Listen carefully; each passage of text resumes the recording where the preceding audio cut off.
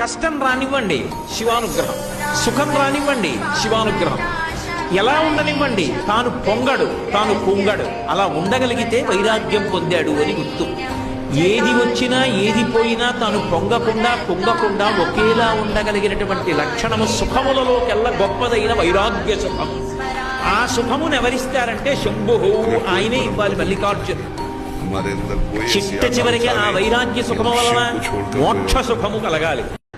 నమామి శమీశాన నిర్వాణ రూపం విభుం వ్యాపకం బ్రహ్మ వేద స్వరూపం నిజం నిర్గుణం నిర్వికల్పం నిరీహం